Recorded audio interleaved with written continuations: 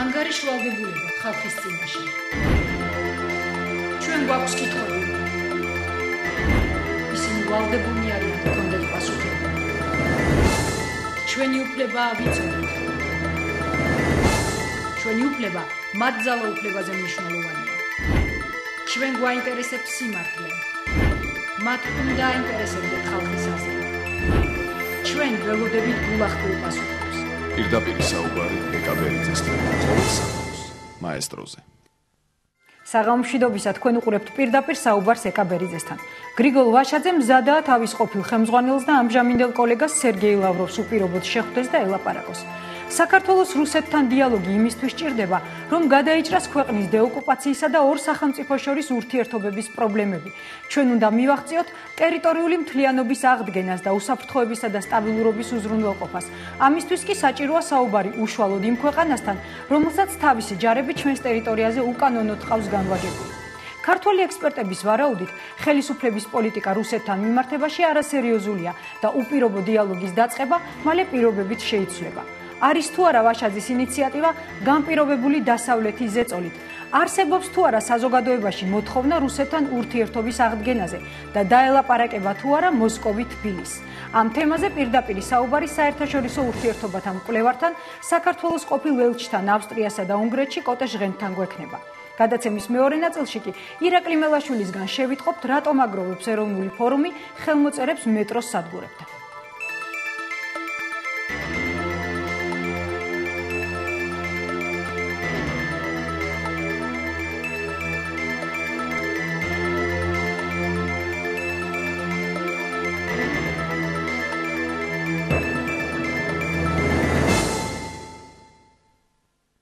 თქვენ უყურებთ პირდაპირ საუბარს, ჩვენი სტუმარია საერთაშორისო ურთიერთობათა მკვლევარი, საქართველოს ყოფილი ელჩი ავსტრიასა და უნგრეთში კოტე ჟღენტი. მოგესალმებით, ბატონო კოტე. მოგესალმებით.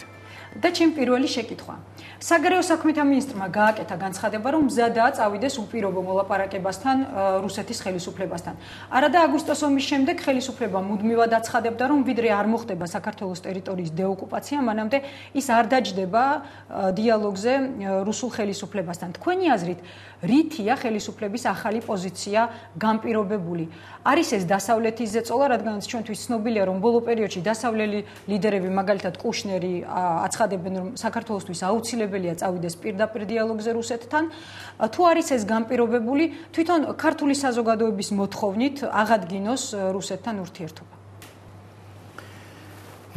მე ესე იგი პასუხებდით რამდენიმე კითხვა თქვენ კითხვაში და ბოლოდან დავეწყებ საზოგადოების ნაწილში, რომ არის ნამდვილად იმის მოთხოვნა და სურვილი რუსეთთან ურთიერთობები აღდგეს, ეს ნათელია საქართველოს საზოგადოების.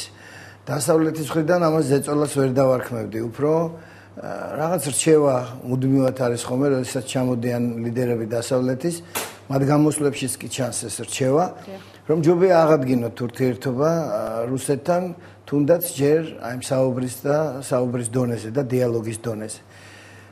ამიტომ ეს ზეწოლა არა, რჩევა ნამდვილად არის და არაერთხელ ყოფილა ასეთი რჩევა და კვლავაც გაგრძელდება, დარწმუნებული ვარ, იმიტომ რომ დასავლეთისთვის ასეთი ძალიან ბევრი საზრით ჩიხური, ანუ პატური მდგომარეობა მიუღებელია, იმიტომ რომ რუსეთი აცხადებს, რომ არ დაელაპარაკება ახლანდელ ჩვენს მთავრობას, ჩვენი მთავრობა აცხადებს, რომ სხვა შორის გამახსენდა, როდესაც თქვენ კითხულობდით განცხადებას მინისტრის, სიტყვა დეოკუპაცია იყო ნათქვამი და ამ სიტყვის თავად ხმარება დეოკუპაციის ჩემი აზრით უკვე გამორიცხავს იმას, რომ რუსეთი ამ წინააღმდეგობაზე დათანხმდება და რამე რეაქცია ექნება. იმიტომ რომ არც რუსეთი და არც აფხაზები და აფხაზი და ოსი სეპარატისტები ოკუპანტად რუსებს არ თვლიან და ოკუპირებულად თავიანთ ტერიტორიას. ამიტომ თუ გახსოვთ, ამაზე იყო საუბარი ჯერ კიდევ იმ დოკუმენტის შემუშავების დროს, რომელიც შემუშავდა თქვათ რეინტეგრაციის მიმართულებით, რომ ჩვენი ურთიერთობები აღდგეს აფხაზებთან და ოსებთან. და იქ ექსპერტები თავიდანვე ექსპერტების საკმაოდ დიდი ნაწილი ამბობდა, რომ თუ ესე გვინდა, მაშინ თვითონ ისეთ სიტყვების ხმარებას უნდა მოვერიდოთ, რომელიც პირდაპირ მიანიშნებს იმაზე, რომ არ წამოვა რუსეთი ამაზე, როცა ქვეყანას ოკუპანტს ეძახი, რუსეთის ეხლანდელი მთავრობა, ჩემი აზრით, არასოდეს ესეთ სათაურის დოკუმენტზე სასაუბროთ ან ესეთი განცხადების მერე სასაუბროთ არ წამოვა. რას ნიშნავს ეს ბატონო კოტე, რომ ვაშაძის განცხადების პირველი და მეორე ნაწილი ურთიერთგამომრიცხავია? არა, ურთიერთგამომრიცხავი არ არის, მაგრამ სიტყვის ხმარება მე პირდაპირ ვამბობ ამას, ამ სიტყვის ხმარება, რასაც ოკუპაცია ქვია, რუსეთის ეხლანდელი მთავრობის პოზიციასთან აბსოლუტურად შეუთავსებელია და თუ ჩვენ გვინდა რომ მათ ველაპარაკოთ და სხვას ვერავის ვერ დაელაპარაკება, ერთი ქვეყნის ხელისუფლება უნდა დაელაპარაკოს მეორე ქვეყნის ხელისუფლებას. რუსეთის მხრიდან საერთოდ ნათელია ეს პოზიცია. ისინი კლავაც აგრძელებენ თავიანთ იმ პოზიციაზე დგომას, რომ ეხლანდელ საქართველოს მთავრობას, ამჟამინდელ მთავრობას არ დაელაპარაკებიან. ჩვენი მხრიდან მე არ მგონია რომ ეს იყოს ესეთი რაღაცა პოზა ან რაღაცა პიარ აქცია. მე მგონი არის თუნდაც რაღაც გარკვეულწილად იმ რჩევების მიდევნების სურვილი, რომელსაც როგორც ვთქვით უკვე დასავლეთის ლიდერები არაერთხელ გამოთქვამენ და ნუ რაღაცა რეალური სურვილია თუ ასე ვთქვათ ფასადური მხოლოდ იმის გამოხატვა, რომ აი ჩვენ გამოვხატავთ სურვილს, მაგრამ რუსული ხელისუფლება არ მოდის ამ დიალოგზე. თუმცა ამის პარალელურად არსებობს არაერთი ინფორმაცია, რომ ხელისუფლება რეალურად ცდილობს სხვადასხვა გზებით მართლა დაჯდეს რუსეთთან მოლაპარაკებას. უბრალოდ წამოიყვანოს რუსეთი ამ მოლაპარაკებას. კი, ნამდვილად. ფასადურია თუ რეალური სურვილია? მეც გამიგია, რომ ესეთი ცდები არსებობს, მეც გამიგია სხვადასხვა წყაროებიდან, პრივატული თუ ასე შემდეგ, თუ თუნდაც მასმედიიდან, რომ რაღაც გზებს ეძებენ იმისთვის, რომ რაღაც კონტაქტები გაიგოს რუსეთთან, თუნდაც ამ მდგომარეობაში, მაგრამ მე მგონია, რომ ეს უფრო დასავლეთისთვის საჩვენებლად არის. მაინც ფასადურია, ანუ? უფრო ფასადურია ვიდრე რეალური. მე ასე მგონია, იმიტომ რომ რეალურს სჭირდება რეალური საფუძველი.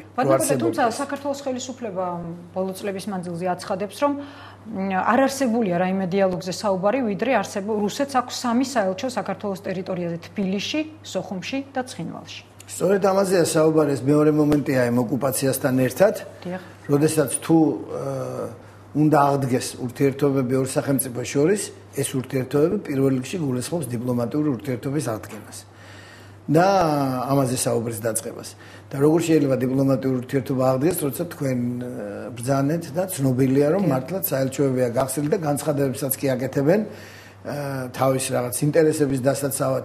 ცოტა კომიკურად კი ჟღერს ეს, მაგრამ ამას წინათ რუსეთის ელჩმა აფხაზეთში განაცხადა, რომ აი რუსეთსა და აფხაზეთს შორის რაღაც გაუგებრობა, როგორც ორ დამოუკიდებელ სახელმწიფოს შორის.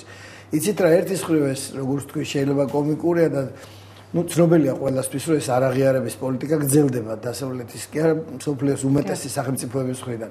მაგრამ მეორეს მხრივ, იცით, მე მგონია, რომ ის პოზიცია, რომლის მიხედვითაც დრო ჩვენზე მუშაობს და ეს პოზიცია ძალიან ხშირად გაუჟღერებიათ სხვადასხვა მთავრობებს, საქართველოს წინა მთავრობაც ამბობდა, რომ აი აფხაზეთში დრო ჩვენზე მუშაობს.